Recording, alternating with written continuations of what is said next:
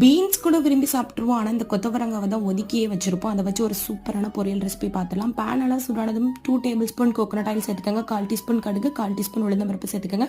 1/4 teaspoon சீரகம், கொஞ்சமாக கருவேப்பிலை, 2 வரமிளகாய் சேர்த்துக்கோங்க. 1/2 வெங்காயத்தை சின்னதாக கட் பண்ணி உள்ளே சேர்த்துட்டு வெங்காயம் குயிக்காக வதங்கிறதுக்கு இந்த ஸ்டேஜ்லேயே தேவையான அளவு சால்ட்டை சேர்த்துட்டு நல்லாவே வதக்கிக்கோங்க. சைட்லேயே மசாலா அரைச்சிடலாம். ஒரு மிக்சரில் 1/4 டீஸ்பூன் ஜீரகம், 2 வரமிளகாய், ஒரு கைப்பிடி அளவு தேங்காய் துருவலை சேர்த்துட்டு நல்லா கொரப்பாக அரைச்சி எடுத்து வச்சுருங்க. சைட்லேயே கொத்தவரங்காவை சின்னதாக கட் பண்ணி வேக வச்சு எடுத்து வச்சுருங்க.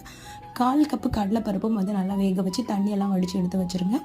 இப்போ அரைச்சி வச்சிருக்கிற தேங்காவை உள்ளே சேர்த்துட்டு நல்லா மிக்ஸ் பண்ணி விட்டுருங்க. இதோட ராஸ்மெல் எல்லாம் போனதும் வேக வச்ச கொத்தவரங்காய், வேக வச்ச கடலைப்பருப்பை உள்ளே சேர்த்துட்டு நல்லா மிக்ஸ் பண்ணி கொடுத்துக்கோங்க. ஒரு 2 மினிட்ஸ்க்கு மிக்ஸ் பண்ணாலே போதும். கொஞ்சம் அதில் காயப்பொடி சேர்த்துக்கோங்க. சேர்த்துட்டு நல்லாவே மிக்ஸ் பண்ணி கொடுத்துக்கோங்க. ஒரு 2 மினிட்ஸ்க்கு மிக்ஸ் பண்ணாலே போதும். அதுக்கப்புறமா ஸ்டவ் ஆஃப் பண்ணிவிட்டு சுட சுட சர்வ் பண்ணிட வேண்டியதாங்க. சாதத்து கூட இல்லைங்க, இதை சும்மாவே சாப்பிடலாம். டேஸ்ட் நல்லா சூப்பராகவே இருக்கும். குழந்தைங்கலேருந்து பெரியவங்க வரைக்கும் விரும்பி சாப்பிடுவாங்க. ட்ரை பண்ணிட்டு மறக்காமல் கமெண்ட் பண்ணுங்கள்.